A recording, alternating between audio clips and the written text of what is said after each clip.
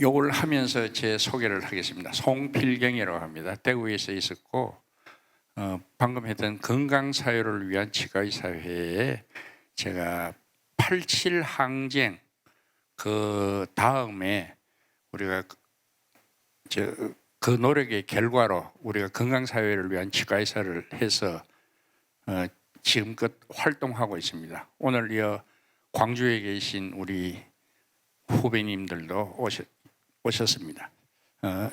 이렇게 이 귀한 시간에 이 소중한 자리를 마련해 주신 이 동구인문대학 여러분께 진정으로 감사를 드립니다.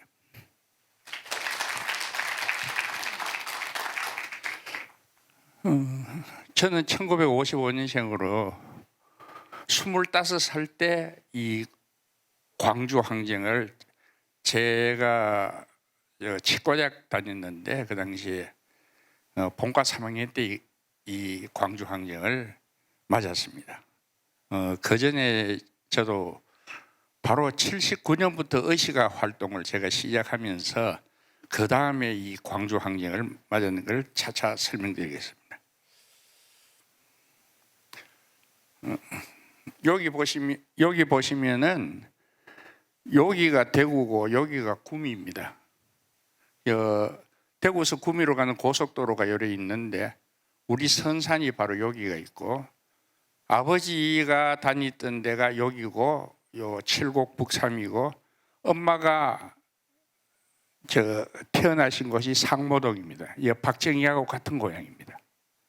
근데 여기서 여기까지가 거리가 불과 3km, 직선거리로 3km밖에 안 되는 그 이웃 동네입니다.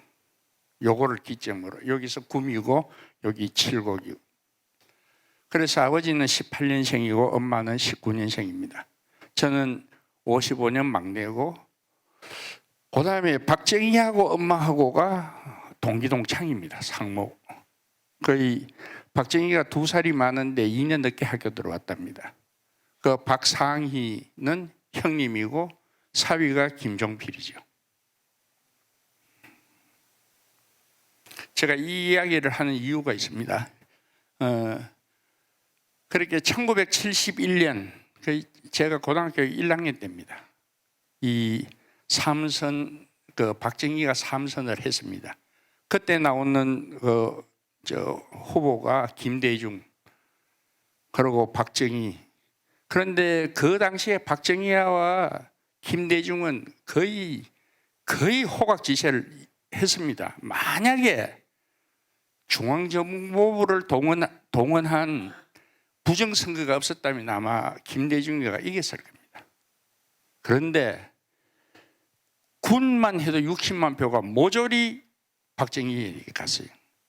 그런데도 불구하고 95만 표 차이밖에 없었어요. 그때 제가 엄마를 이야기하는 것도 박정희하고 동기동창인데도 불구하고 김대중에게 호감이 있었습니다. 그 대구 사람도 전체적으로 보면은 그 당시에 박정희에게 조금 염증을 느꼈습니다. 지금 박정희가 대구를 이렇게 황폐화시키느니 박정희 때문에 대구가 지금 가장 그러한 도시로 하는 것은 사실 아닙니다. 그때까지만 해도 김대중 인기가 굉장했어요. 요거는 서울에서 유세인데 대구도 박정희가 이만큼 모였다면 김대중도 이만큼 대구에서 모였습니다. 그 뒤에 보면은 김대중은 이제 87년 선거 보면 김대중의 그 숫자는 확 떨어졌죠. 그 이유는 그 다음에 하고 그 정도로 호각지세를 이루었습니다. 이 대체로 보면은 박정희와 53%고 45% 약 한 8% 차이인데 실제로 중앙정보부를 이용한 부정선거가 없었다면 김대중과 이겼다고 보는 게 역사학자들이고 외신들도 그렇게 봅니다. 김대중이 이겼어요. 그런데 경상북도에는 역시 이러한 차이가 나고 전라남도에도 의외로 박정희 표가 많았어요. 그런데 요 95만 표 났거든요. 그런데 내가 그렇게도 국민이 일하게 하는 세상을 만들고 열심히 기여했다고 생각하는데 김대중 씨가 뭐 했냐?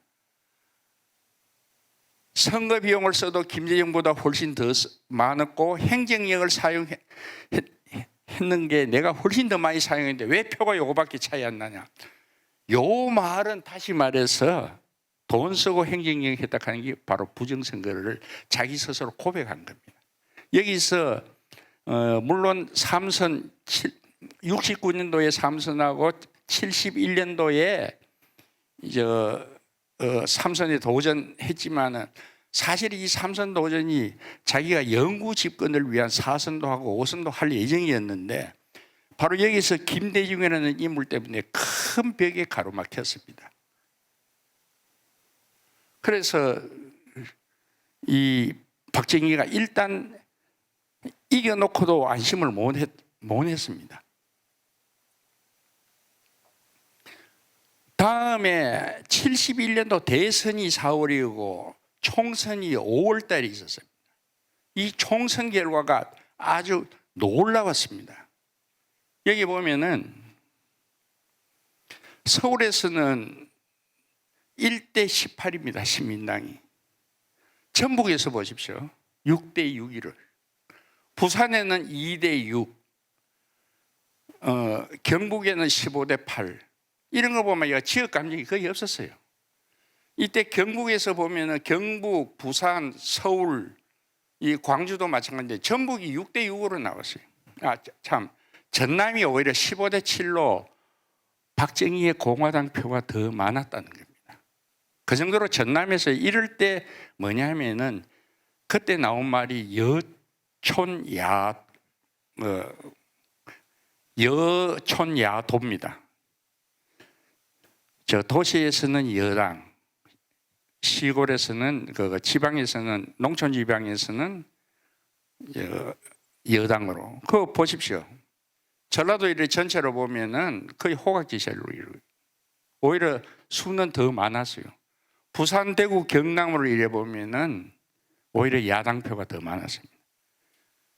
대선은 직접적으로 중앙정부가 절대적으로 개입해서 할 수 있는 선거였지만은 총선은 그렇지 못하잖아요.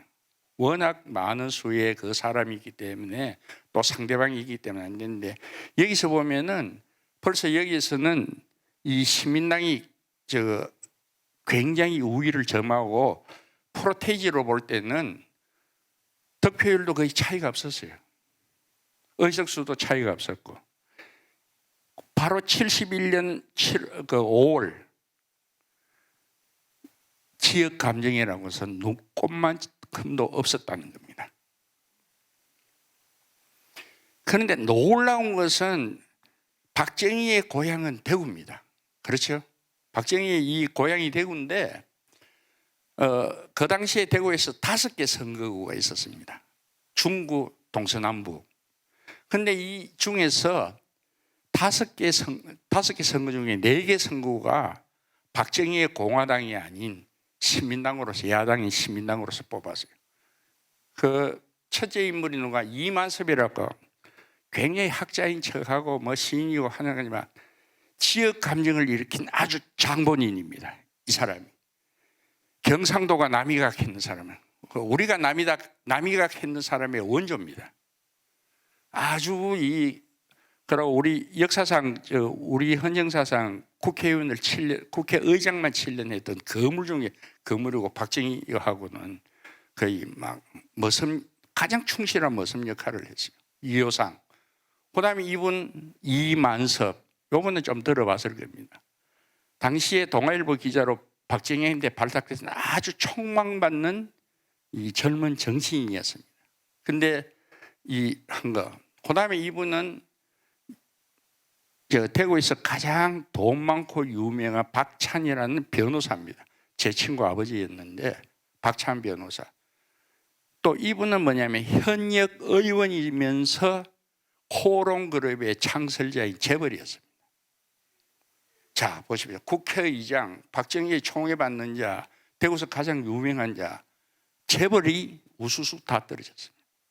그만큼 대구에서는 박정희에 대해서 총선에서 이 박정희를 갖다가 심판을 한 겁니다. 사실은 이때 박정희가 얼마나 놀랐겠어요. 이게 제가 아주 친한 손호철 교수라고 정치학 교수입니다. 그래서 이 책으로 전국 방방곡곡을 해서 대단히 좋은 책입니다. 각 지역에서 이 민주화, 현재의 그 민주화 과정 내지는 어떤 역사를 했던 그 좋은 책인데 대구에도 왔습니다. 그래서 제가 2번이나 만나가지고 대구가 어떻게 이렇게 됐나 했을 때 제가 설명했는 것입니다.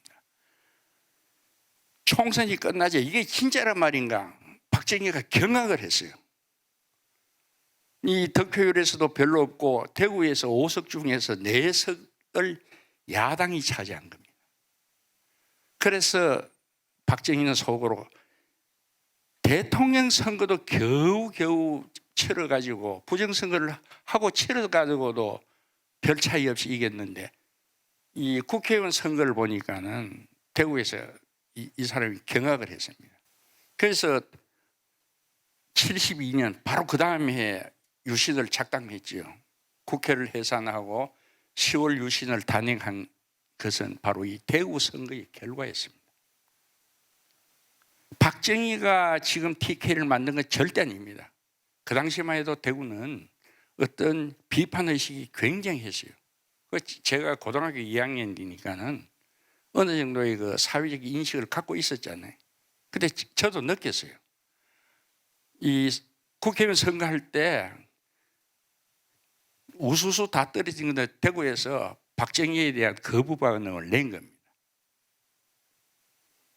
그래서 이 손호철 교수의 책에도 제 이름을 직접 밝히면서 송필경이 이렇게 하는 것을 정치학자인 자기도 제가 자료를 제시하니까 인정할 수밖에 없었던 겁니다.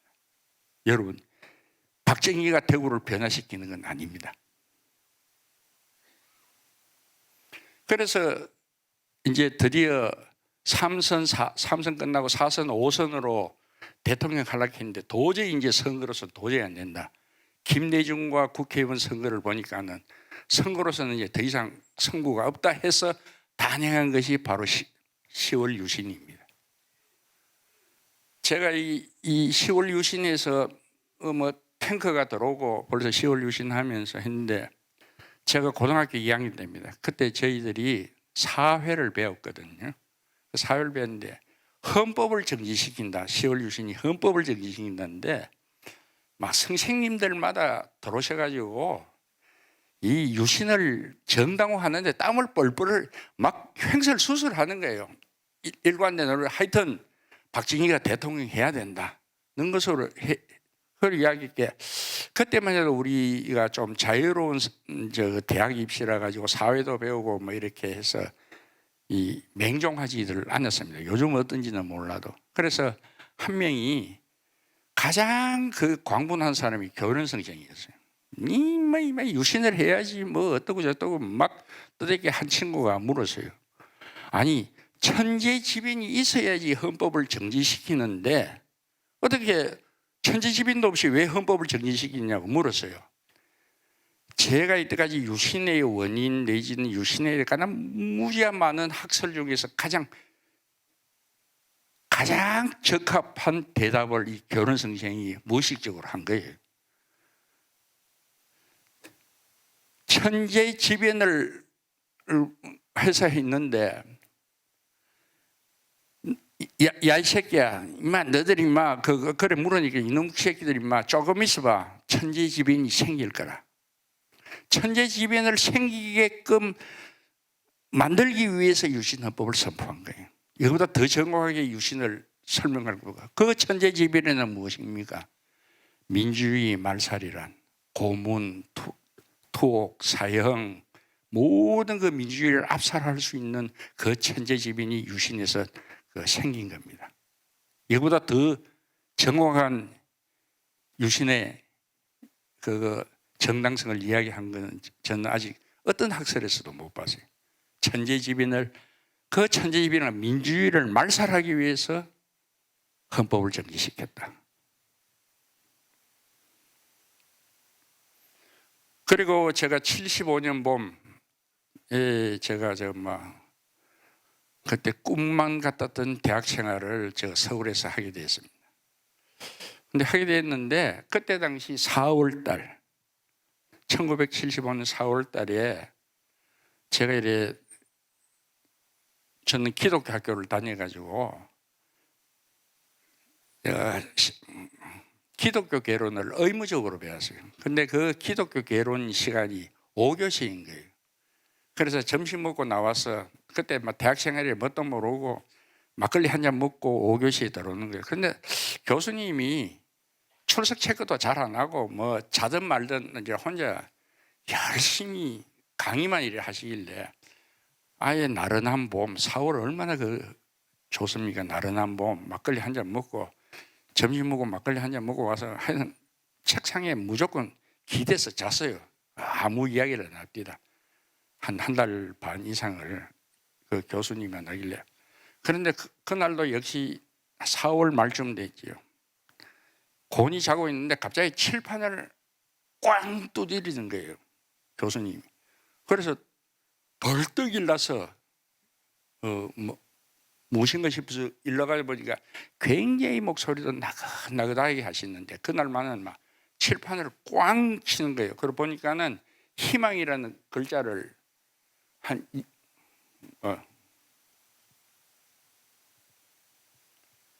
희망이라는 글자를 칠판에다가 이만큼 쓰고 이 희망을 동그라미 이래 치고 난 뒤에 마지막으로 분필을 꽝 쳤던 그 소리에서 제가 깨어나려니까 희망이라고 했어요. 그래서 그 교수님이 그 다음에 이제 조용하게 말씀합니다. 몰터만 교수가 우리 학교에 강의를 하러 와서 내가 조교들에게 그 안내서를 보내려고 하는데 그래서 안내서를 붙였어요. 그런데 2시간도 안 돼가지고 형사들이 나를 찾아왔어요. 그걸 떼라고. 그러면서 교수님 하시는 말씀이 대학이 이래도 됩니까? 그러나 저는 희망이 있게 투쟁을 합니다. 그 희망이 있게 투쟁을 합니다 하는 게 이상하게 제 가슴에 굉장히 감동적으로 다가왔어요. 난 이 교수님이 누군지도 몰랐어요. 키도 조그만 했어요. 그때 바로 이 전후에 뭐가 있었나 하면 여러분 인혁당 모르시는 분 없지만 인혁당 대구를 중심으로 한 그 진보 세력들을 모조리 사형시켜 버렸습니다. 4월 9일, 4월 8일 날 대법원 판결에서 사형을 받고 18시간 만에 4월 9일 새벽 6시 사형을 집행했습니다. 그러고 그 죽음을 바로 화장터에 보내서 화장을 해버렸어요. 왜 화장했냐? 고문 흔적이 너무나 많이 남아있기 때문에 그냥 그 죽음을 가족에게 돌려줄 수가 없었어요. 그래서 화장을 했던 그 사건이 4월 9일에 있었고, 그러고 이제 우리 근시를 다 알지만 4월 30일 날 베트남이 패망이라고 무조건 항복, 패망 이런 식으로 쭉 있는데 사실 우리가 정확하게 보면은 베트남 민족 해방 통일입니다. 100년에 걸친 프랑스 식민지와 30년에 걸친 미국과 싸움에서 최종적으로 이기는 것이 바로 베트남 민족 통일입니다. 그런데 이게 굉장히 월남이 부패했었거든요. 그 부패하고 뜻이 잘 맞는 이 베트남이 패망하니까는 그 당시에 박정희가 가장 두려웠던 것은 북한의 김일성이라는 존재였습니다. 그때 김일성이가 남한보다 더 잘 살았고 자기는 또 정통성도 없고 해서 김일성과 항상 어떤 경쟁적인 관계를 느꼈는데 베트남이 패망하니까는 엄청 불안했죠. 그 다음에 이 불안한 이 베트남이 벌써 그 전에 패망할 낌새가 있었습니다. 그래서 특히 대구에서가 왜 대구에서 진보 인사가 많이 있었냐 하면은 대구가 특별히 그 해방 전국에서 이승만부터 쭉 해서 진보 인사가 대구 제일 많았어요. 그 이유는 한국 전쟁이 나고 난 뒤에 인민군이 대구를 제외하고 전부 다 점령을 했잖아요. 그 점령했을 때 그때 이제 드디어 사회주의 어떤 진보적인 사람들이 다 나타났어요. 그런데 다시 미군이 들어오면서 싹 들어오면서 이제 그 학살이 자행되죠. 조금이라도 뭐 그런 진보적 사상이 있는 사람들이 뭐 보도연맹이 뭘 해서 싹 없앴을 때 대구는 살아남았어요. 왜? 대구는 아직 그 인민군에게 점령당하지 않았기 때문에, 대구에 있었기 때문에 그 사람들이 이승만 정권에서 박정희 정권까지 저항을 한 굉장히 원인이었습니다. 그래서 자, 삼성개헌하고 뭐하고 그렇게 해도, 유신을 선포해도 저항이 계속되니까 본때를 보여주기 위해서 대구 사람 한 20, 30명을 골라 그 중에서 8명을 바로 사형시켜 버렸습니다. 이건 사법사상, 국제사회에서도 사법사상 최악의 날이라고, 암흑의 날이라고 이야기합니다. 왜냐? 판결나고 18시간 만에 죽였기 때문에. 이 8분, 그리고 이 8분, 이제 그 중에 한 분인데, 한 분은 워낙 고문을 많이 받아가 거의 창자가 터져가지고 배에서 일하고 안고 해도 재판장은 그냥 고개 푹 숙이고, 그냥 내가 지금 우리 고문 받고 있다 해도 못 버차고 고개 푹 숙이고 재판 진행하고 그 사형 판결을 내버렸습니다. 이 8분입니다. 이 아침에 시신을 돌려주지 않고 바로 사형을 하고 화장을 했다 하니까 유족들이 얼마나 이 통곡을 했겠습니까? 그 중에 한 분인 여기 도예종 선생의 부인인데, 한 번은 뭐 어찌 연유로 자고 베트남에 같이 가게 되었습니다. 그때 인혁당에 무기수들하고 해가 이제 나중에 석방된 분들하고 갔는데, 그래 베트남에 갔어요. 베트남 여성회관 갔는데, 제가 설명해서 이런 분들이 대구에 한국에서 이런 희생자들이다 이렇게 하니까, 이 베트남 이 여성들도 그날 여성회관에 오신 분, 이분들도 전부 다 전쟁 미망인들이었어요. 그 한마디에 두 분들이 얼싸안고 울고 웃고, 그래 벌써 베트남하고 이게 마음으로 이심전심으로서 대번 이 사람은 한국에서 이런 사람이고 베트남 이런 사람이니까 눈물 흘리고 나중에 갈 때는 헤어질 때 그 정도로의 어떤 그 공감을 가졌습니다.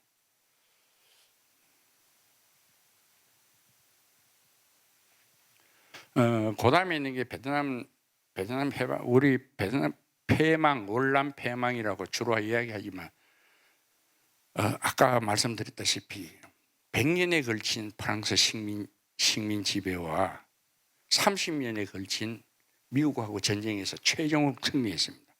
미국이 이제 철수하고 난 뒤에 드디어 북베트남에서 이제 마지막 공격이 4월 달에 시작됐습니다. 공격한다니까는 이게 뭐냐 하면 벗어놓은 군화입니다.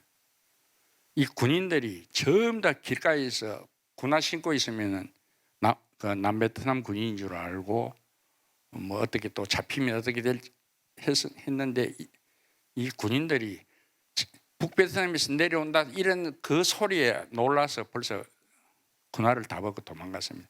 전쟁 하나만 한 전쟁이었습니다. 그리고 마지막에 4월 29일 날 이제 마지막 비행기가 미국 항공모함으로, 마지막 헬리콥터가 미국 항공모함으로 갔는데, 여기서 줄 서가 2m로까지 기나긴 줄에서 이 헬리콥터 하나 타려고 했던 이 이제 도망자였죠. 그런데 여기 10시 30분에 민족 해방 전성기를 단 베트남 탱커가 대통령 궁을 그대로 밀고 들어갔죠. 여기서 5분 뒤에 탱커에서 내린 한 소년병이 대통령궁에서 민족 해방 전성기를 휘날립니다. 130여 년에 걸친 기나긴 투쟁에서 마지막 최종의 승리를 바로 4월 30일에 했습니다. 박정희는 정말 놀랐습니다.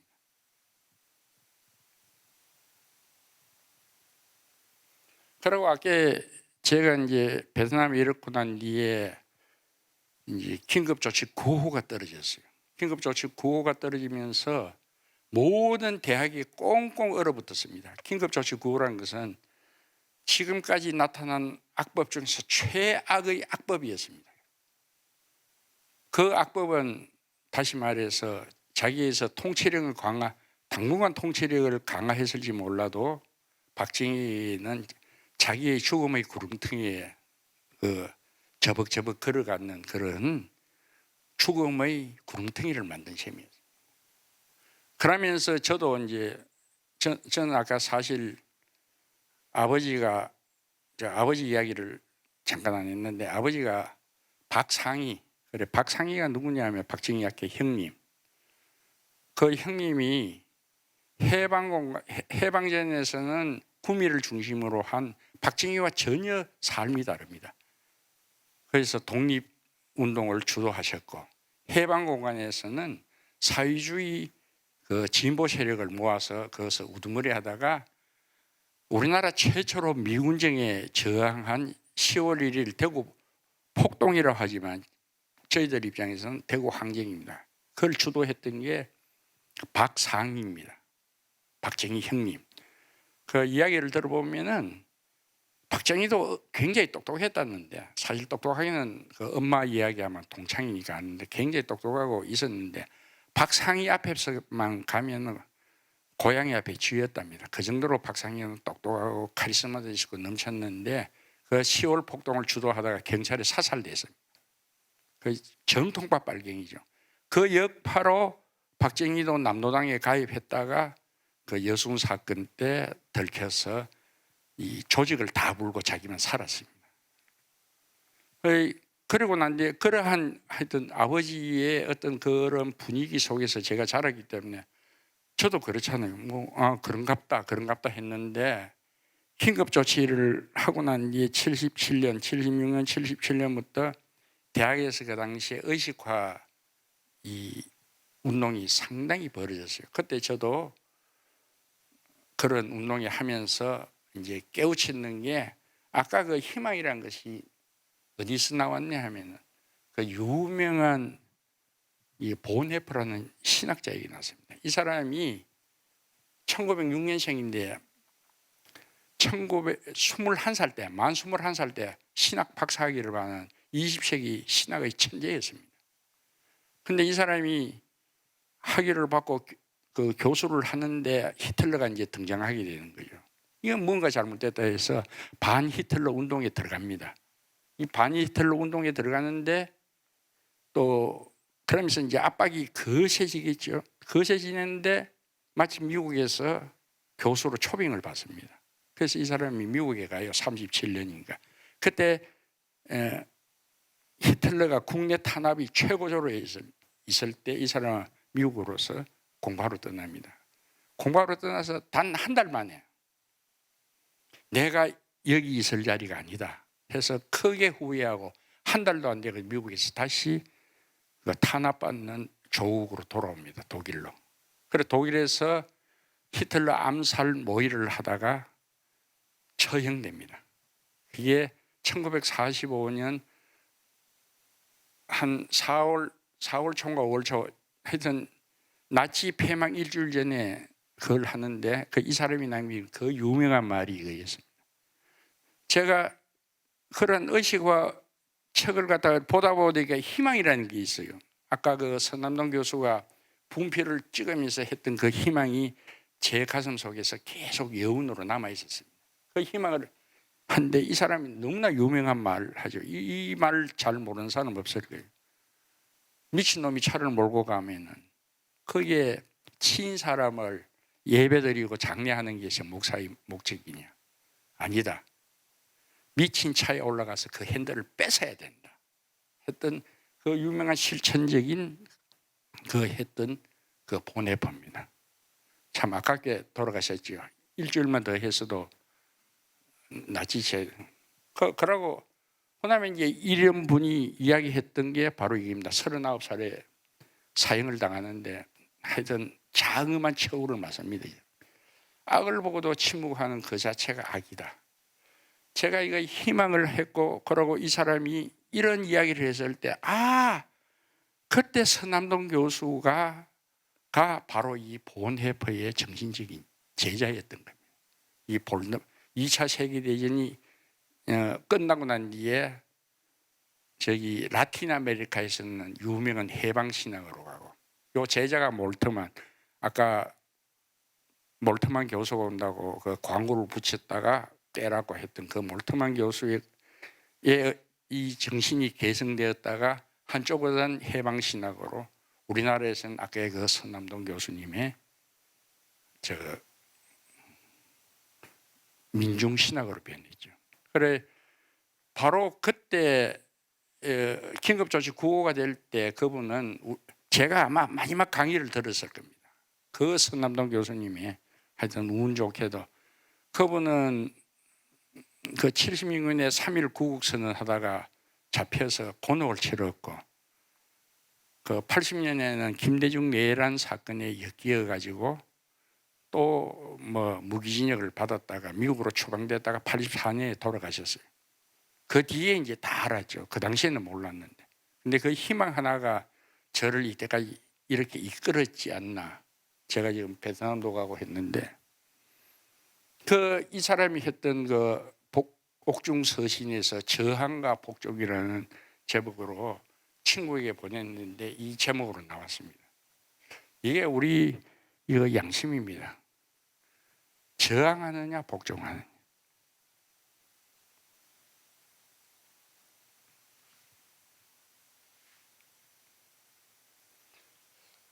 그러고 한국에서 1970년대 유명한 사건이 있었습니다. 제가 베트남 혁명사를 제가 공부를 하면서 보니까는 우리나라에서 세계적 조류에서 하나가 빠진 게 있었어요. 그때 베트남 전쟁에서 유래된 68 혁명이라고. 그 68 혁명은 전 세계적으로 도전하지 못할 권위가는 없다 해서 거기에서 촉발된 베트남이 미국의 대사관을 점령하는 걸 보고 전 세계인들이 깜짝 놀랐어요. 허약하기 짝이 없는 가난한 농업나라가 세계 최강의 산업제국에 대사관을 점령하다니 해서 거기에서 나왔는 게 저항할 수 없는 권위란, 도전하지 못할 권위라는 없다는 그 모토로 전 세계적인 확산이 됐습니다. 데모를 잘하는 일본에까지 영향을 미쳤어요. 그런데 우리는 그때 당시에 베트남 전쟁에 개입하는 바람에 박정희가 철저히 막았기 때문에 68 혁명을 모르고 지나갔어요. 지금 그 68 혁명의 그 여파가 유럽에서 유명한 관용이 나타납니다. 그래서 그 뒤에서부터 지금도 우리가 이민이 있으면 비교적 유럽은 쉽게 그 이민자를 받아들이잖아요. 그게 과거에 우리 식민지 그건 잘못했다. 그러니까 우리는 지금부터 반성하자. 그게 68 혁명의 그 목적이었습니다. 그리고 68 혁명이 가장 더 중요한 것은 뭐냐면은 여성 해방 운동의 기점이 된 겁니다. 그때 프랑스에서는 여성들이 피임약을 못 샀어요. 남편의 동의가 없으면 피임약을 못 삽니다. 다른 나라하고 대부분 다 마찬가지였고요. 그 여성인데 그때 여성 해방 운동이 68 혁명에서 일어납니다. 그건 대단히 중요한 어떤 가치고, 제가 뭐 이런 거 하나하나 이야기하려면 아까 베트남 문제라든가 68 혁명에 대해서 한 2시간 동안 제가 좀 떠들 수 있는데, 그거는 뭐 시간 상관인데, 그만큼 68 혁명이 중요한데 우리는 그 조류를 못 탔습니다. 박정희가 워낙 대신에 제가 그 대신에 참 아깝다고 생각했는데, 대신에 1970년도에 청계천에서 한 고독한 청년 하나가 자기 몸을 불사르고 근로기준법을 준수하라는 위대한 그 사자후를 남겼습니다.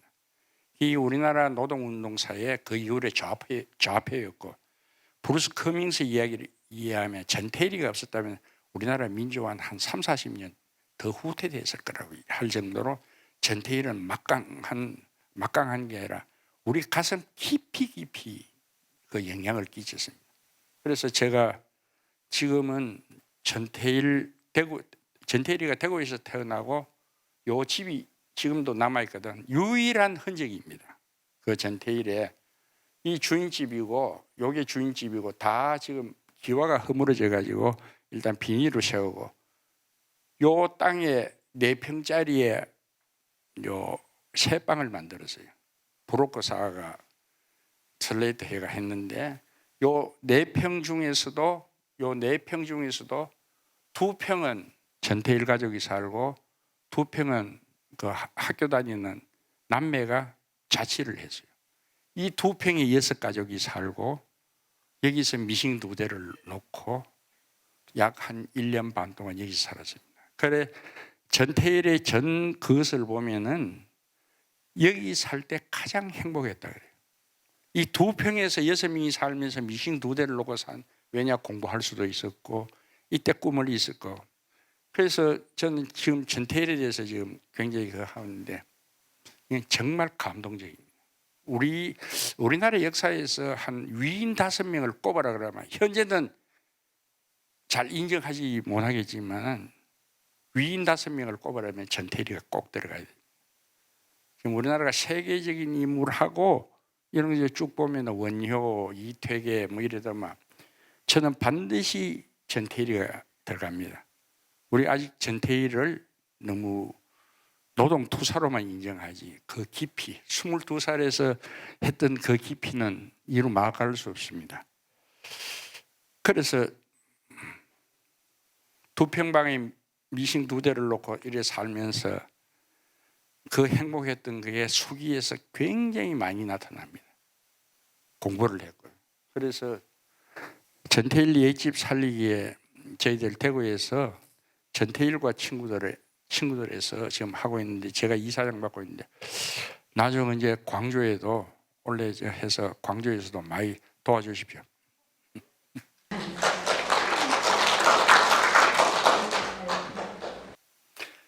제가 전태일을 지금 이야기하는 것은 정말 중요하기 때문에 이야기했고 전태일이 싹이 드디어 79년에 나타납니다. 여기에서 YH 사건이라는 게 있어요. 79년도에 그때 당시 가발로 돈을 엄청 벌었던 놈이 이제 이때부터 우리나라가 이제 섬유와 이 가발이 하얀 곡선을 그립니다. 하얀 곡선을 그리자마자 이 모든 걸 다 하고 재산을 미국으로 빼돌리고 도망가서 이 파산을 해버려요. 파산 선고를 합니다. 그 노동자들은 어떻게 했어요? 우리가 살리겠다. 좀 뭐 정부에서 좀 도와달라 해도 노동자 편에 든 정권 봤습니까? 이때 이 172명의 여성 노동자들이 3월 달에 파업을 시작했습니다. 그래서 잘 파업이 안 되니까는 8월 달에는 그 당시에 인무슨 그 목사하는 도시선교산업회에 들어갔습니다. 그때 그 역할을 주도했던 놈이 누구냐 하면 김문수입니다. 그 김문수가 해서 다시 여기서 힘드니까 신민당사로 들어갑니다.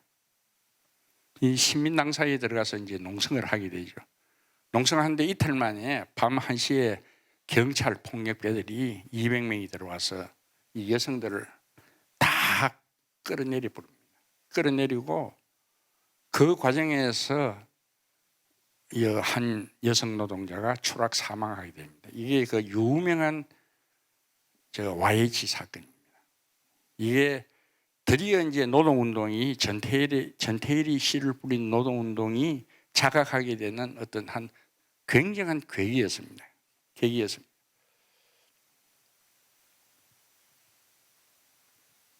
그때 신민당 총재가 누구였냐? 김영삼이었거든요.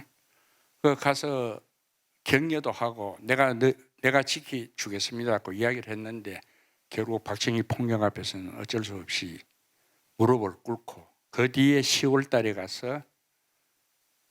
달에 들어가서 박정희가 김영삼이도 제거해라 이래 돼서 의원 제명을 당합니다. 이거 헌정사상 처음이죠. 그 당시에. 그래서 김영삼이가 제명하니까는 김영삼이의 본고향인 부산과 마산에서 정치적 고향에서 이 저항이 일어납니다. 그때 차지철이가 했던 그 유명한 말, 탱크로 한 200만을 밀어붙여도 괜찮다고 그 뒤에 김재규 재판에서 나왔지요. 그래서 부산에서는 탱크가 동원되고 이런 시위 이런 것으로 해서 봉화 사태가 한 5일간 지속됐습니다.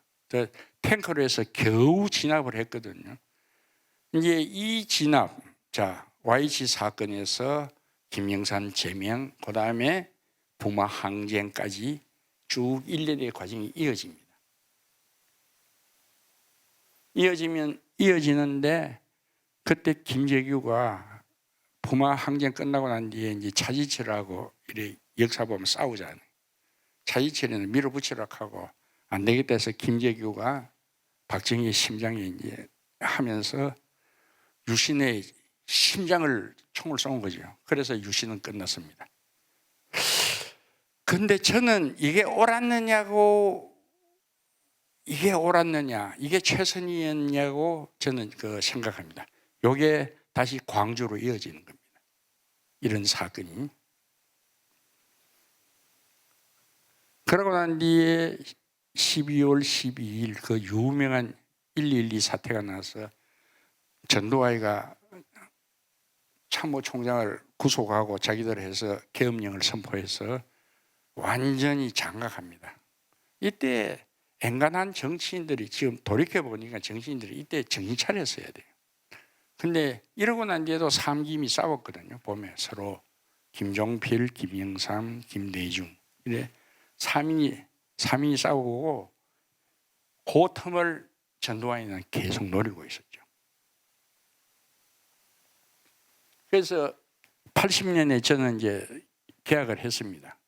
계약을 하고 학교 가니까는 일단은 75년도로 긴급 조치가 나면서 데모가 거의 금지되다시피, 왜 금지되다시피 했느냐 하면 백골단이 학교 들어와서 학생 몇 명만 모이도 들어가서 곤봉으로 내리치고 했어요. 그래서 데모할 수가 없었어요. 근데 80년 봄이 되자 이제 아마 눈 밝으신 분이 제가 요ode 있었는 걸 아실 겁니다. 제가 요ode 있었어요. 보입니까? 여기 8월 15일인데 여기서 심재철이가 서울대 학생회장이었는데 그때 이어서 밀어붙였어야 돼요. 지금 우리가 생각해 그때는 저도 뭐 그런 걸 모르고 지냈는데 여기서부터 해서 서울시청역까지 약 한 100만의 인파가 모였습니다. 그런데 서울대 학생지휘부 거기 있는 심재철이라는 놈이 해산하자 해서 그래 했습니다. 그리고 이제 16일 날 해산하고 15일 날 되고 16일 날부터 이제 학생회 검거가 막 시작됐습니다. 시작되고 17일까지 이제 처음부터 그래 학생회 주동 학생회들은 다 도망가고 막 이런 게 됐습니다. 그래서 18일 새벽 0시 그러니까 5.18 바로 그날 시작하자마자 전국 계엄령을 확대를 해버렸습니다. 이게 뭐냐 하면 계엄령 확대가 박정희가 죽고부터 계엄령이 돼서 있었거든요. 요 아주 묘한 겁니다. 여러분 이런 걸 잘 놓치고 있는데 그때 제주도는 제외시켜버렸어요. 전국 전체 그렇게 제주도가 제외시키는 게 부분 계엄령이었어요. 그 있으나마나 하는 제주도 계엄령. 그런데 바로 이 5월 18일 0시를 기해서 계엄령 확대를 선언합니다. 제주도 하나 였는다고 계엄령 확대입니다. 자, 이렇게 되는 거죠. 이제 이해하시겠습니까? 제외된 제주도를 살짝 넣으면서 이 계엄령 확대하면서 이제 드디어 전두환이 노골적인 그 일을 하게 됩니다.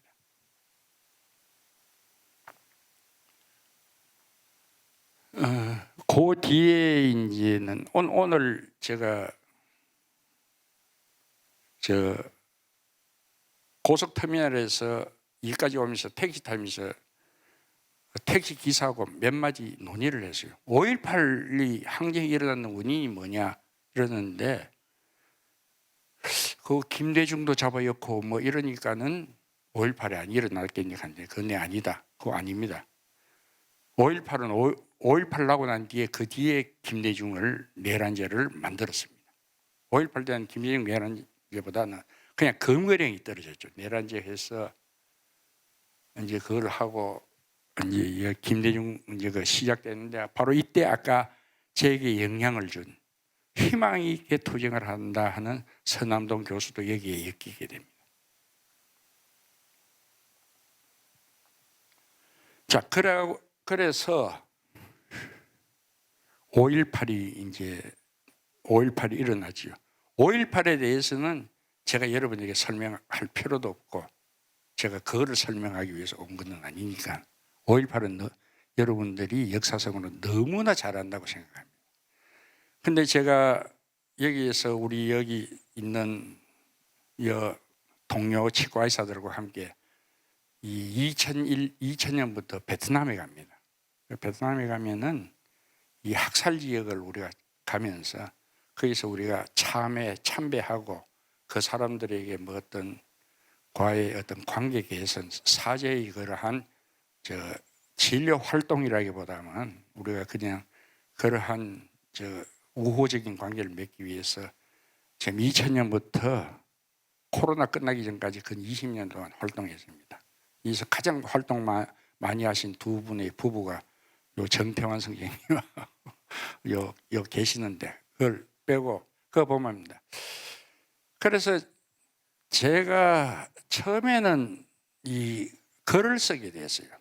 베트남에 갔는데 저 근데 요즘 말을 잘 못하겠어요. 그래 말과 글이 다르다 하는 걸 있는데 말은 즉흥적이고 임기응변식으로 제작하면 되는데 글을 오랫동안 쓰다 보니까는 다소 논리적이고 앞뒤를 맞춰야 되고 이런 게 있어가지고 글을 쓰고부터 말을 사실 잘 못하겠어요. 옛날 매끄럽게 이렇게 잘 못하겠어요. 그래 오늘도 좀 그런 데 이야기해 주시는데 그때 제가 갔을 때 제가 그 책을 썼습니다. 베트남 전쟁에 알고 있는 후배들이 거의 없어요. 그 우리 세대 밑으로가 알지 잘 몰라가서 제가 그때 쭉 가서 썼는데 이때가 바로 이게 제가 그때 6개월 만에 하면서 무지무지하게 이걸 했는데 지금 봐도 아주 잘 썼는데 책은 하나도 안 팔려요. 근데 요게 앞장이고 우리 건강사회라는 치과의사라는 이름으로 요 책을 발행했는데 요 뒷장에 보면은 여기 밀라이 학살의 사진입니다. 요 뒷장이 제가 있는데 요 사진을 걸고 했습니다. 자, 그때 제가 쓴 글입니다. 미군의 총구 앞에서 두려움에 질린 여자들과 아이들, 울부짖는 듯 일그러진 할머니 얼굴, 체념하는 고개를 묶고 할머니 허리를 감싼 아낙네, 어머니 허리를 껴안고 애원하듯 울음을 터뜨리는 어린 여자아이, 방금 겁탈을 당하고 옷깃 단추를 여미는 엄마, 그 엄마의 가슴에서 멀뚱거리는 남자 어린애. 왜 그들은 겁탈 그리고 죽임을 당해야 되는가? 여기 밀라이 학살에서 하여튼 수도 없는 그 사진이 있는데 1969년 3월 16일 날 미군 80명이 완전 무장한 미군 80명이 밀라이 근데 우리가 베트남에서 아마 썸미라는 마을에 들어갑니다. 3시간 만에 503명의 여자 어린아이 건장한 남자 한 명도 없는 그 마을에 들어가서 503명을 3시간 만에 다 죽이고 불태웁니다. 근데 마침 그때 종군 기자 한 명이 사진을 다 찍었어요. 그 사진 중에서 이 사진도 있고 이 사진입니다. 그래서 제가 골라면서 이때 우리 정승영도 많이 울었죠. 우리 처음에 밀라이 갔을 때 눈물을 멈출 수가 없었어요. 정말 이런 거 보고 여자는 겁탈 다 하고 애까지 겁탈했습니다. 그러고 이 기자가 이 여자들을 보고 한 몇 걸음, 한 10걸음 정도 가니까 기관총 소리가 두룩 나더래요. 그래서 뒤로 돌아보니까 전부 다 시체가 다 됐어요. 순식간에. 요 상태에서 한 10초 있다가 전부 다 사살됐습니다. 그때 제가 받았던 그 충격, 그 밀라이 학살이 이 말고도 수도 없는 많은 사진이 있었습니다. 여기서 충격은 정말 어렵고, 그때 우리는 처음 갔을 때 거의 대부분 사람들이 밤새도록 술 마시면서 울었어요. 울음이 거득했는데, 바로 이 밀라이 학살, 이 수도 없는 이 사진 중에서 요 하나를 보면서 제가 가장 먼저 떠올린 게 이 광주가 생각나요. 이 광주가 생각나요. 광주도 이렇게 했구나. 그래서 이제 우리가 이제 그걸 가면은 이 밀라이 학살을 했는 강연을 듣습니다. 낮에는 진료 활동하고 저녁에는 있는데, 이 탄타오라는 분, 이분은 대학을 졸업하고 보통 17세에 무조건 전선에 가야 됩니다. 전선에 가는데 이분은 대학생이어서 전선에 좀 늦게 가고, 또 외동아들은 최전선으로 안 보내요. 그런데 이분은 자기가 자원해서 최전선으로 갑니다. 그래서 500명 중에서 살아남은 5명 중에 1명이 그 밑에 있는 그 정글을 6개월 동안 걸어가서 사이공으로 가서, 그 밀라이가 베트남 중부에 있거든요. 그 중부가 자기 고향이에요. 그리고 이 사람이 1954년도에 호치민의 베트남이 이겼는데도 불구하고 미군이 강제적으로 남북을 분단시켜버립니다. 힘이 없으니까 분단을 당합니다. 프랑스에도 이기고 통일을 해야 되는데 미국이 그걸 허용을 안 해줬어요. 그러면서 남에 있는 사람은 북에 가고, 그 자유롭게 일단 기간을 두고 허용을 해줘요. 이 탄타오 집에서는, 그 집안에서는 북으로 올라갑니다. 그러고 난 뒤에 54년이고 이 사람이 68년도, 67년, 68년, 10몇 년 있어 가지고 다시 베트남으로 내려와서 왔는데, 그 밀라이 학살지가 바로 자기 고향이었어요. 그래서 이 사람이 다시 자기 고향에 돌아왔을 때 그 밀라이 학살지를 봤을 때 얼마나 처참했겠어요.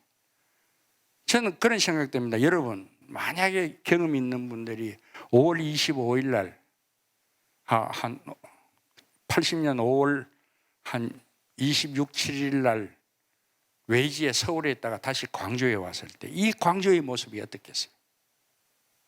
아마 가슴이 찢어질 겁니다. 아마 이분도 그걸 느꼈어요. 그래서 느끼면서, 이분은 종군 기자 생활을 하면서 문학인이거든요. 인문학과. 이 종군 기자 하면서 항상 그 시를 썼어요. 그 시를 썼는데, 이 나중에 이 베트남 전쟁을 울러서는 대서사시, 초원의 발자국이라는 대서사시를 써가지고 베트남 최고 문인상 2번을 받습니다. 그 베트남에서 가장 존경, 추앙받는 시인이래요. 이 시인이, 이건 참, 처음에 이걸 알고 저도 사실 눈물을 정말 많이 흘렸어요. 그 긴 시 중에 밀라이의 아이들이라 하는 막루에서의 호소로 가는 시입니다. 대충 뭐 바다에서 떠오른다, 마을 쪽에서 어린이가 날아단다, 달과 아이들이 만난다, 하늘 가운데서 둥근 달아 내려와 놀자, 숨바꼭질하자, 이리저리 모래 위에서 뛰놀자, 열매를 따다. 이건 하늘에 있는 그 아기들을 형상화시킵니다. 하나도 어떤 정오원화라든가 이런 게 하나도 없어요. 그러면서 이런 서사적인 쭉 하면서 이분의 가장 핵심적인 이 단어가입니다.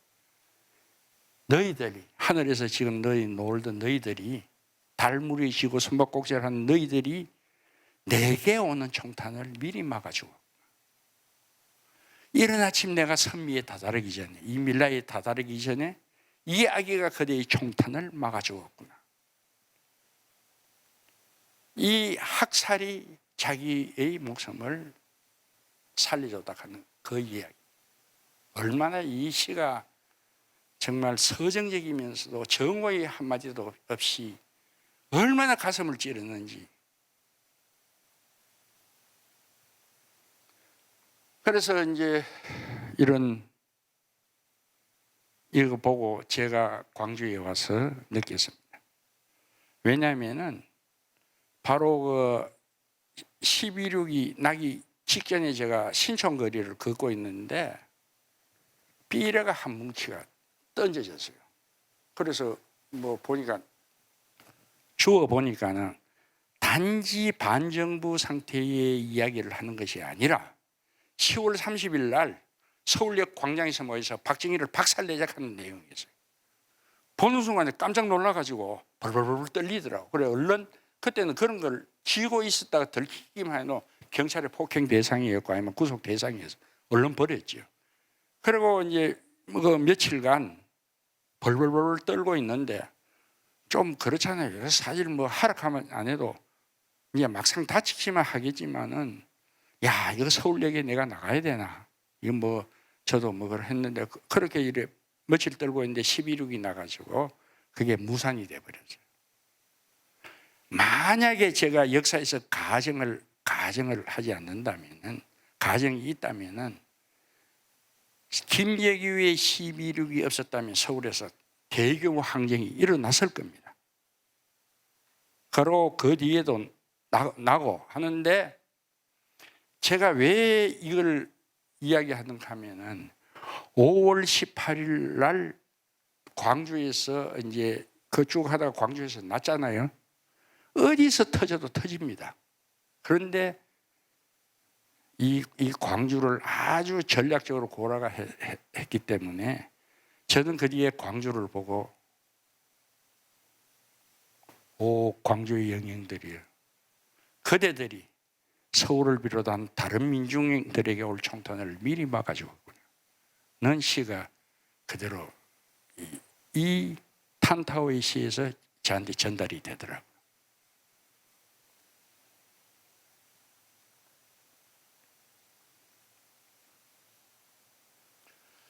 그리고 우리는 제가 했는 게 건강사회를 위한 건강사회를 더불어 실천하는 건강사회를 위한 치과의사회 저도 회원이고 이 87 항쟁의 결과물로서 이런 게 태어납니다.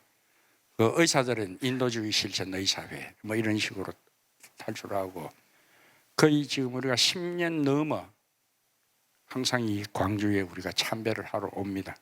이번 20일 날에도 저희 또 20일 날 또 와야 됩니다. 이 후배들 만나고 광주의 사람들 전국적으로 모여서 광주하고 여러분 이분 아십니까? 김상봉 교수입니다. 이분의 철학의 헌정, 여기 있는 철학의 헌정은 철학적인 의미로서 5.18을 나타내는 가장 지금 좋은 책입니다. 대단한 분입니다. 이 김상봉 교수. 우리가 이런 것을 북콘서트하고 기억하겠습니다. 5.18로 우리가 광주에 오면 이런 행사를 이번 토요일은 또 다른 행사를 하면서 우리는 이 건강사회를 위한 치과의사회는 항상 5.18의 기억에서 떠나지 않으려고 굉장히 노력하고 있습니다. 만약 치과에서 과잉 진료를 안 받으시려고 하면 여 후배가 계신 건치회원의 치과로 가십시오. 확실합니다.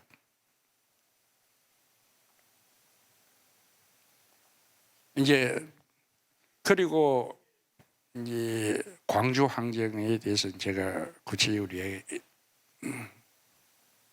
얘기했는데 1985년 2월 12일 12대 총선 결과가 있습니다.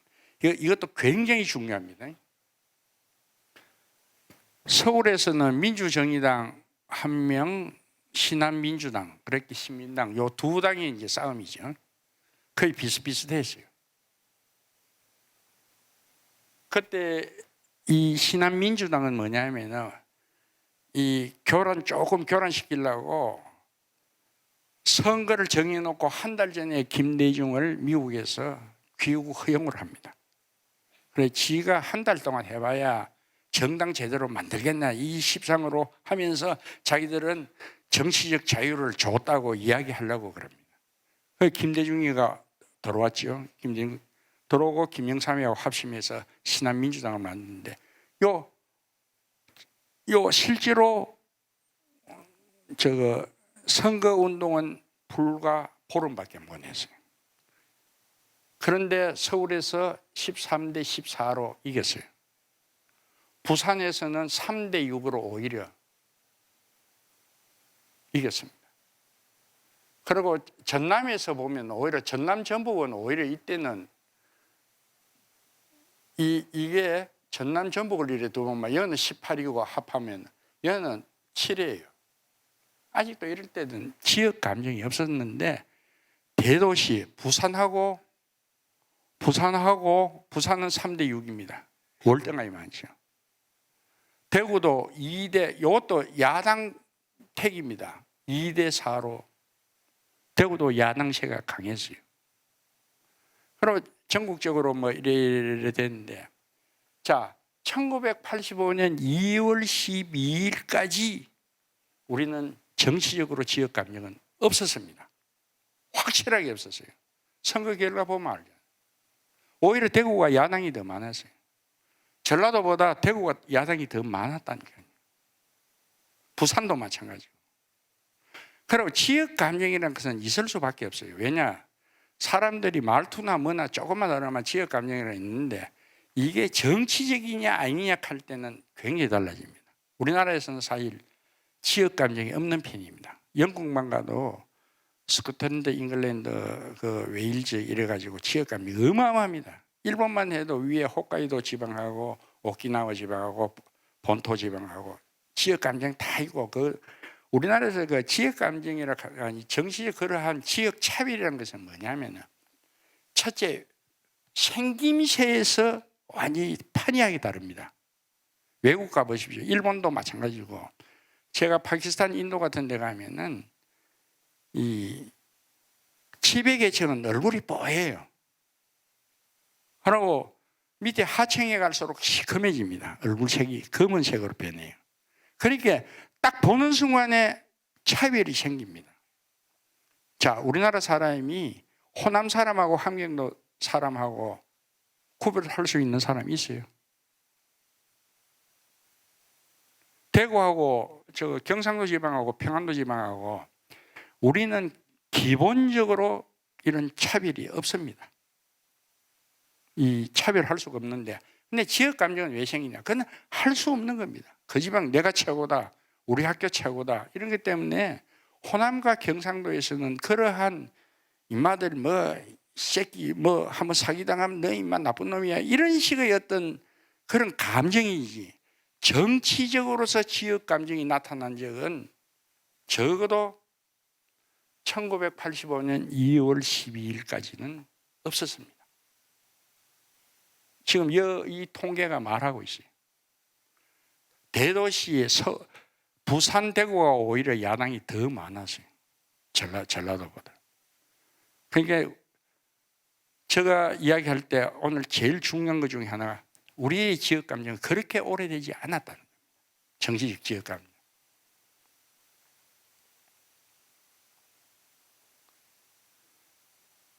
그러면서 88년도 제가 87 항쟁하고 87 대선은 생략하겠습니다.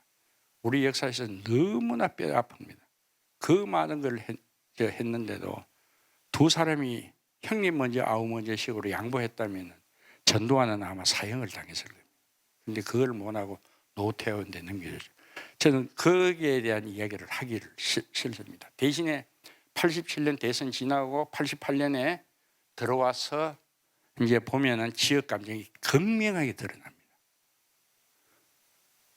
저 통일민주당이 평화민주당이 우리 김대중 선생이고 이게 통일민주당이 YS, DJYS가 있는데 이 두 당이 합하니까는 저 민정당을 압도해 버렸습니다.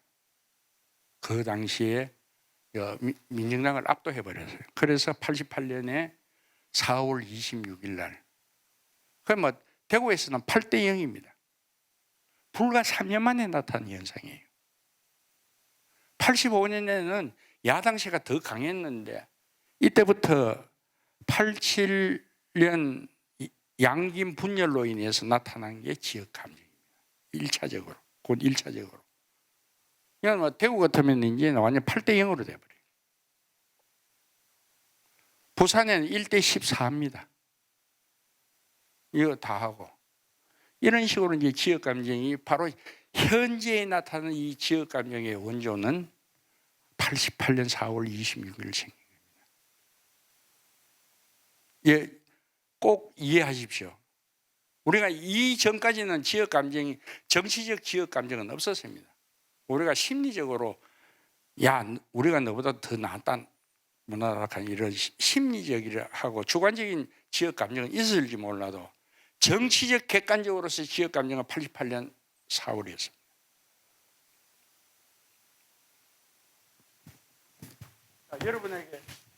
여러분에게 묻겠습니다. 윤흥정이 씨라는 아는 사람 한번 손 들어보세요. 예, 선생님. 그리고 또 윤흥정. 지금 오늘 제가 아까 택시 기사하고도 내가 말씀드렸는데 윤흥정 아니야게 광주에서 거의 몰라요. 이제 88년도 여소야대가 이제 확실해졌습니다. 노태우는 이 뭐 여러 가지로 도덕적으로도 그렇고 국회 권력도 인해서 완전히 이제 좀 약화되어 가서 전두환을 백담사로 보내지 않을 수가 없는 이 여소야대를 만들어낸 게 88년 4월이고 88년 말에 이제 50 비리 청문회가 열리게 됩니다. 아마 정권 비리로서는 우리나라 헌정사상 처음이죠. 그때 이제 여러 사람들이 나옵니다. 저는 유심히 봤어요. 그때 유심히 봤는데 제가 본 중에서 가장 정곡한 사람이 누구였나? 5.18 항쟁의 발발 원인을 한마디로 이야기하실 분 혹시 손들어 보시겠습니까? 한마디로. 이게 저는 우리가 그때 청문회에서 대실패했던 것입니다. 윤흥정입니다. 5월 18일 당시에 계엄 분소장이었어요. 저 3군 저 전투병과 뭐 해가 전남도 계엄 사령관이었어요. 그 윤흥정이가 이런 증언을 합니다. 이거 여러 가지 나와요. 그리고 제가 지금 여기 적었는 거는 제가 분명히 들고 무릎을 탁 치면서 저거였거든요. 5월 18일 밤부터 계엄 사령관이 있기나 19일 새벽까지 엄청나게 항의 전화가 막 들어왔대요. 그 항의 전화가 누구였느냐? 시장, 교육감, 언론사 사장 하는 이 모든 경주의 유력 인사들이 자기에게 전화가 왔대요. 딱 이야기하는 겁니다. 전부 다 어떻게 군이 사람을 그렇게 팰 수가 있냐. 이거보다 더한 진실이 사실은 없어요.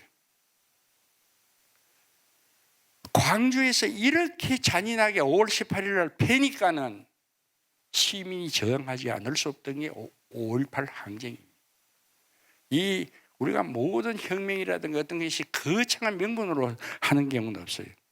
우리가 인류 역사에서 가장 큰 혁명이라는 저 프랑스 대혁명조차도 바로 그 바스티유 감옥을 때리고 하는 것은 빵 달라는 겁니다. 그 뒤에 이제 수습해가지고 저 로베스피에르가 어떤 혁명 과정을 하지만 실제로는 아주 단순하고 굉장히 간단합니다. 패니까 우리가 저하겠다. 그것도 무자비하게. 제가 이걸 왜 안 나가면 아까 그 이야기를 안 했는데 5월 25일이었지 싶어요. 그때 제가 서울에 있을 때 친구 하나가 편지를 갖고 제 하숙방에 왔어요. 자, 우리 이거 같이 읽어보자고. 광주에서 막 들어오는 편지다 해서 읽었는데 첫 장을 읽어보니까는 여성에게 대금을 가지고 그 하던 그 절규가 있잖아요. 이 보통이 아니더라고요. 그래서 무서워서 숨어가 하숙방에서 야 이거 누가 볼까 싶어서 이불 뒤덮시고 손전등을 해서 그 한 4장짜리 이 손편지인데 그걸 복사했는 걸 갖다 제가 읽었습니다. 제가 광주의 진실이 그거보다 더한 진실이 없어요. 그렇게 무자비하게 대금으로 찌르고 사람을 패니까 저항할 수밖에 없어요. 이 윤흥정이를 지금 아무도 몰라요. 실제로 그 다음에 우리가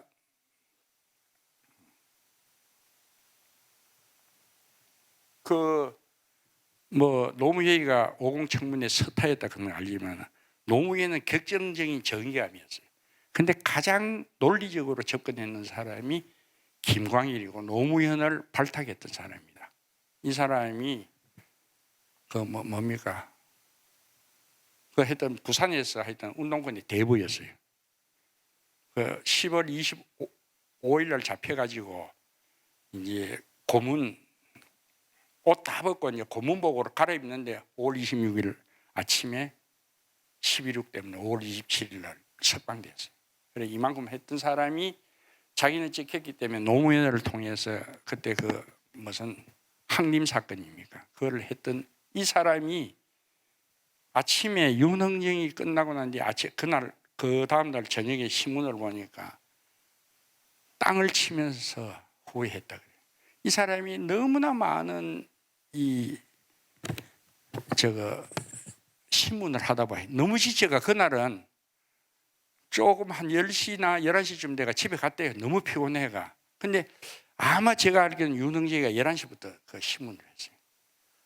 몇 시간만 더 버텼으면 이 사람은 그걸 끝까지 파고들 그런 굉장한 노무현과 반대적인 차분하면서 굉장히 논리적이었어요. 나중에 물론 변절했지만 김영삼 대통령 실장하고 이래 변절했지만 그래서 제가 왜 이 사람 말할까만 이 사람 부인이 제 누나하고 가장 친한 친구였기 때문에 잘 알아요. 그래서 유심히 봤는데 굉장한 어떤 노무현과 더불어 가장 뛰어난 청문회 스타였습니다. 윤흥정을 놓쳐버렸어요. 다른 사람이 윤흥정을 하질 않아요. 그래서 저도 참 안타까웠습니다. 그리고 이제 미국하고의 관계, 5.18 관계는 제가 직접적으로 말씀을 안 드리고 그냥 비유로 하겠습니다. 1928년도 콜롬비아에서는 미국의 플랜트 공장인 바나나 대공장이 있었어요. 근데 여기서 파업이 일어나니까는 미국에서 콜롬비아 정부에서 좀 더 학살하라 이래 됐어요. 그래 한날 수천 명이 모이는 그 광장에서 예배를 드릴 겸 항의할 겸 예배를 드릴 어떤 그걸 할 겸에 학살했는데 콜롬비아 정부가 미국의 정부의 입장을 받고 그래서 한 3천 명 가량을 학살했습니다. 이 학살을 묘사한 사람이 누구냐면 마르케스라고 지금 최근에 가장 유명한 라틴 아메리카에서 가장 뛰어난 이 사람이 노벨 문학상의 수상자의 100년의 고독이라는 이 몽환적 소설이에요. 이 몽환적이 있는데 자, 여기서 마르케스는 이렇게 묘사를 합니다. 그 바나나 학살을 군사령부의 희생자들이 찾아와 소식을 물었다. 군사당국 관리자들을 말한다. 꿈을 꾸신 게 틀림없습니다. 마콘도 그래 이 세나가에서 일어난 우리나라로 치면 광주에서는 아무 일도 일어나지 않았고 현재도 일어나지 않고 있습니다. 앞으로도 절대 일어나지 않을 겁니다. 여기는 살기 좋은 곳이 이런 식으로 변명하는 거에 저는 이 광주와 너무나 비슷한 마르케스가 82년도 해서 이 광주 환경을 본지 안 본지 몰라도 하여튼 대단한 문학가가 이런 표시를 했을 때 저는 이 광주 환경과 바로 연결이 되더라고요. 자, 지금 이때까지 쭉 제가 오늘의 결론이 이겁니다. 광주 항쟁은 뭐냐? 이렇게 한마디로 이야기해요. 한마디로 이야기할 때 광주항쟁이 왜 일어났느냐? 이 발발 원인은 너무나 단순합니다.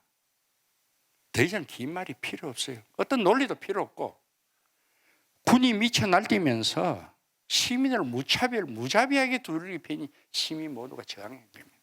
이게 5.18입니다. 5.18의 이겁니다. 우리가 이걸 어떻게 해석할 것인가? 제가 베트남에서도 학살을 받고 한국 학살 지역 제가 거의 다 다녔습니다. 제주도 학살 지역 다 다니고 얼마 전에 거창도 가고 뭐 경상고발 이 학살의 원인은 자 지금 보면은 일제 순사를 청산을 못 했습니다. 그러니까 일본 놈들이 한국한테 일본 놈들이 잔인했는 건 별로 없어요. 한국 순사를 고용해가 너가 하라. 위안부를 끌어모은 것도 조선놈 친일파, 그 조선놈들 앞제비고 강제징용도 전부 조선 앞제비들이 전부 다 했게. 일본은 우리는 안 했다라. 그 앞제비 이 없는 놈들이 해방 이후에 살아남은 거예요. 미국은 뭐로 했냐? 친일파 앞제비든지 말든지 그건 관계없고 너 방공만 하라는 거라고 명령을 줬어요.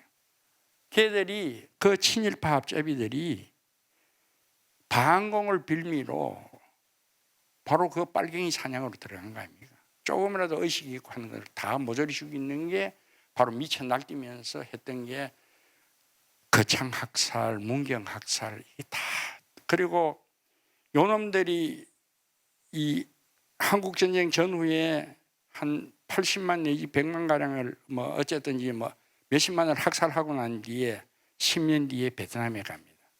여기서 경험을 한 놈들이 베트남에 가서 무자비하게 학살합니다. 우리 얘기하듯이. 그리고 거기에서 경험한 놈들이 누구냐? 그게 장세동 전두환입니다. 노태우.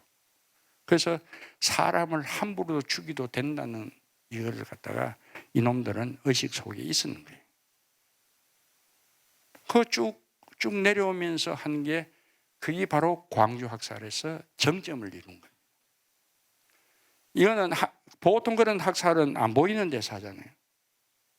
마을에 들어가서 누가 보든 안 보이든지. 그렇게 사진도 이런 것들이 별로 없어요. 광주는 어떠시면 외신 기자들이 이제 마음 놓고 학살을 하는 겁니다. 이거보다 더한 진실이 없습니다. 제가 이거를 강조하기 위해서 윤흥정의 그 정언에 따라서 이거를 강조하기 위해서 하는 겁니다. 뭐 어떤 그거 없습니다. 여기서 시민들이 저항할 때는 그 가장 숭고한 저항이 됩니다.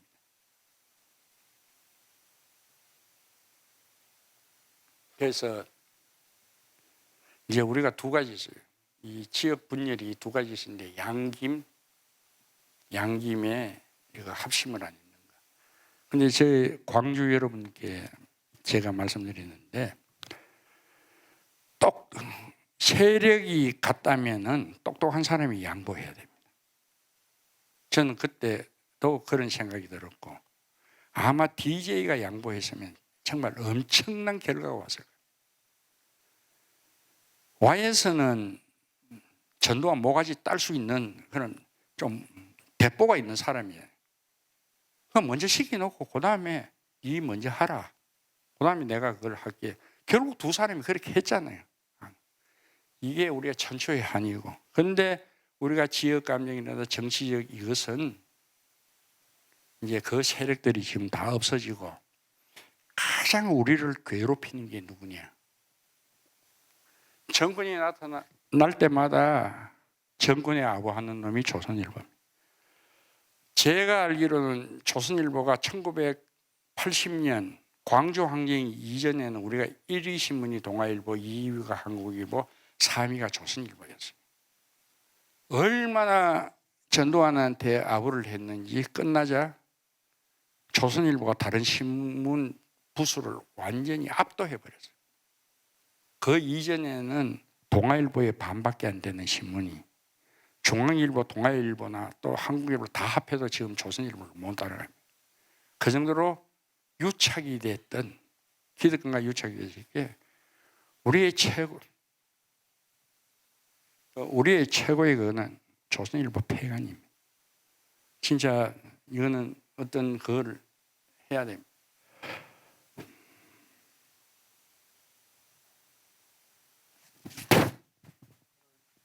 그리고 제가 우리 역사를, 제가 뭐 치과의사지만 우리 역사라든가 이런 데서 관심이 있었는데, 우리에서 가장 부족했던 부분이 뭐냐? 응징입니다. 응징은 보복하고 다릅니다. 자, 요걸 보세요. 요 베트남 우리 갔다 오신 분들은 알지만 여기 타이거 게이지라 그래가지고 호랑이 울이란 뜻이래요. 요거 60cm, 요거 70cm, 요거 60cm 그렇게 해요. 요게 길이가 1m 60이 돼요. 요 안에 사람을 잡아 넣어버립니다. 요래가 며칠을 해요. 낮에는 뜨거운 햇빛에 고문을 받고, 밤에는 그 열대지방이 차가운 모래 있잖아요. 추위에 또 고문을 받아요. 약간이라도 움직이질 못해요. 움직임당은 철장에 그대로 찔리니까. 이런 식의 고문을 받았던 것은 베트남에 있었어요. 그리고 요거는 뭐냐 하면은, 요 놈이 뭐냐 하면은, 뿌옥 그 감옥소, 여기 있는 타이거 게이지 감옥소의 소장이고, 이 사람이 요 게이지에 있었던 사람. 승리하고 통일을 하니까는 이 사람을 패고 안 해요. 이 눈빛 보세요.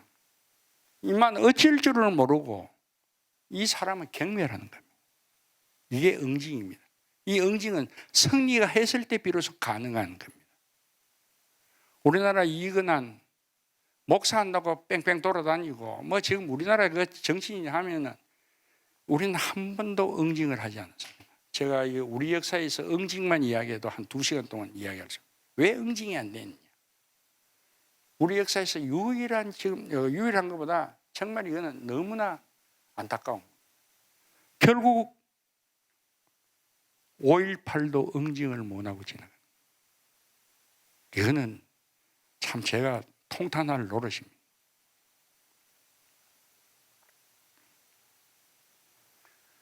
그리고 저희들은 항상 5월달이 되면은, 우리 5월 20일 날도 다시 5월 30일 윤상원 우리 근치에서는, 학계 건강사회를 위한 치과의사에서는 윤상원 열사의 이 본가에도 가고 여기도 가서 한 해도 우리는 이게 응징이 끝날 때까지 우리는 이 광주를 찾을 겁니다.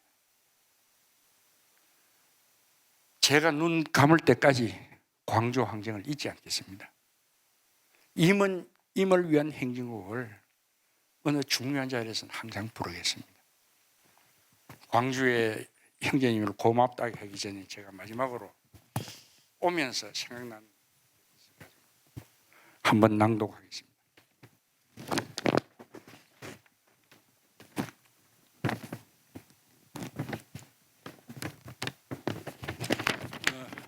여러모로 부족한 제가 강연하게 되었습니다.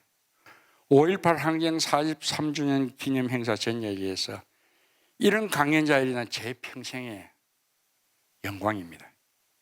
지금도 우리 사회 일부에서는 5.18 항쟁을 왜곡, 폄하, 나아가 모독까지 하고 있습니다. 그러다 보니 5.18 항쟁 정신이 가짜라며 호남을 비하하는 지형감이 가시질 않고 있습니다. 아직 우리 사회는 산이 물이고 물이 산으로 뒤집힌 혼돈의 시대입니다. 천박한 혼돈이 멈추지를 않고 있습니다.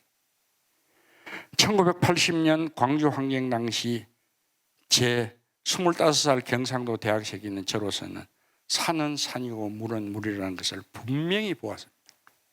광주 항쟁의 발발은 너무나 단순합니다.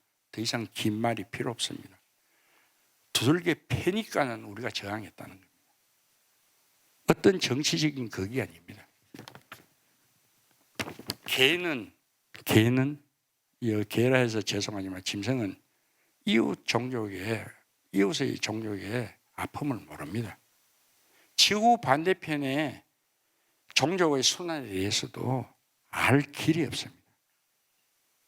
사람은 이웃의 고통을 가슴 아파하며 지구 반대편의 사람의 순환에 대해서 괴로워할 줄 압니다. 이웃과 인류의 고통에 연민을 느낀다면 그것이야말로 참 사람입니다. 다른 사람의 고통을 보고 자신의 목숨도 아끼지 않는다면 숭고하다고 할 수 있습니다. 5.18 항쟁에 목숨을 바친 숭고한 희생은 우리 역사에서 인간의 존엄성을 밝힌 진리의 빛입니다. 이 진리의 빛은 김상봉 교수가 악계 철학의 헌정에서 밝힌 바로 그러한 개념입니다. 이 진리의 빛을 두려워하며 어둠에 기생하는 세력이 있습니다. 조선일보는 숭고한 광주의 희생을 끊임없이 비하하여 거짓으로 진리의 빛을 끄려 합니다. 이웃의 고통과 순환을 응징하기는커녕 모욕하는 짐승보다 못된 존재들입니다. 우리 민족 모두가 존엄하려면 암세포와 다름없는 조선일보를 반드시 응징해야 합니다. 오늘 강연 감사합니다.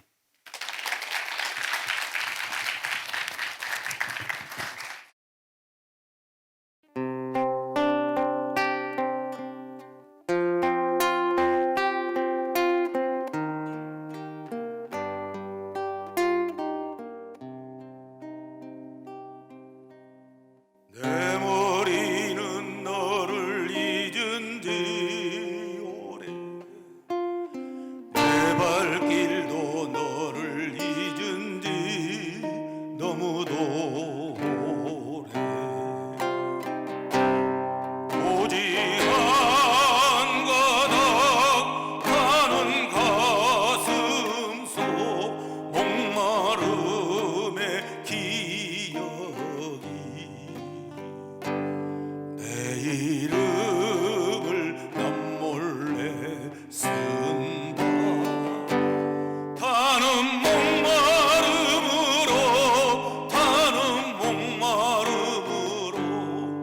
민주주의여 만세. 살아오는 저 푸르른 자유의 추억, 되살아나는 끌려가던 벗들의 피 묻은 얼굴, 떨리는 손 떨리는 가슴 짓떨리는 노여움이 신새벽에 남몰래 쓴다. 타는 목마름으로 민주주의여 만세. 만세 만세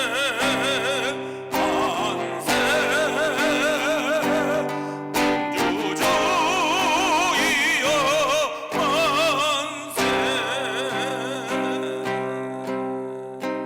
만세.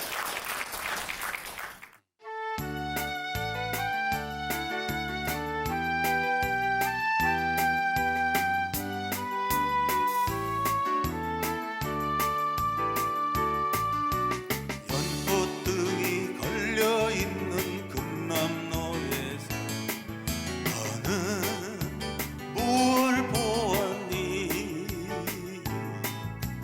분꽃 같은 우리 누이 예쁜 그 얼굴 그날 밤 너는 보았니?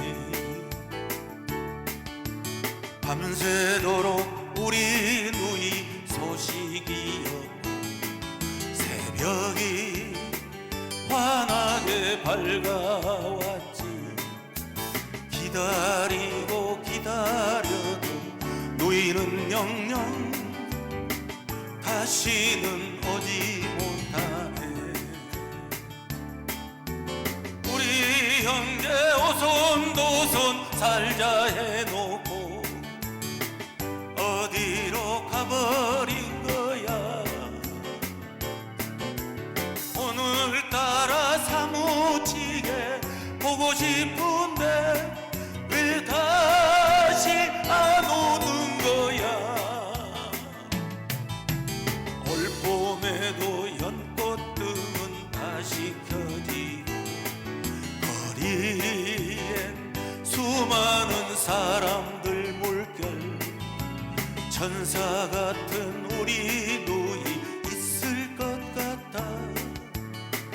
도청 앞을 찾아 헤매네.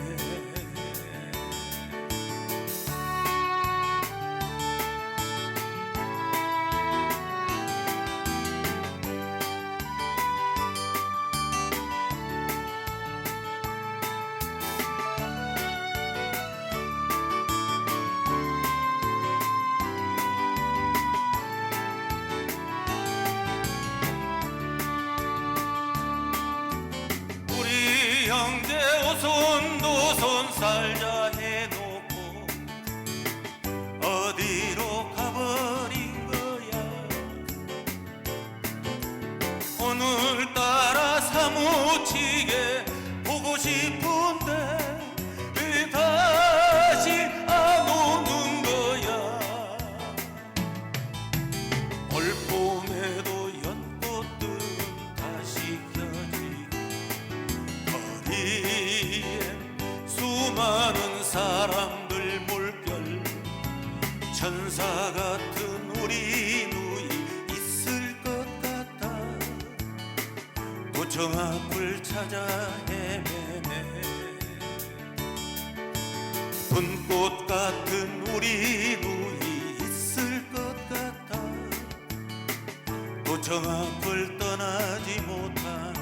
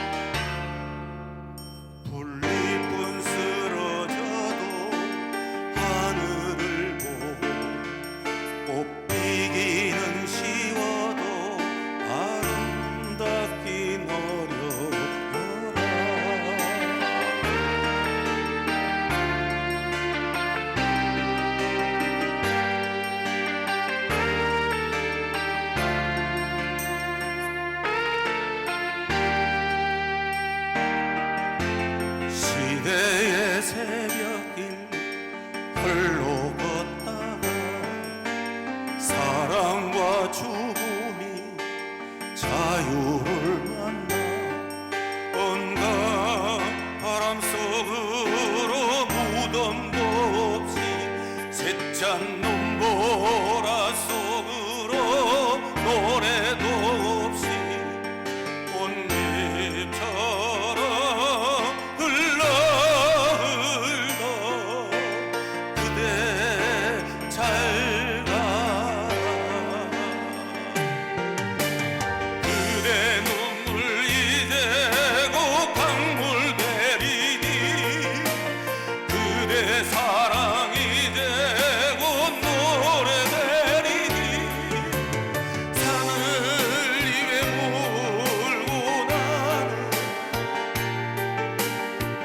눈물의 작은 새여 뒤돌아보지 말고 그대 잘 가.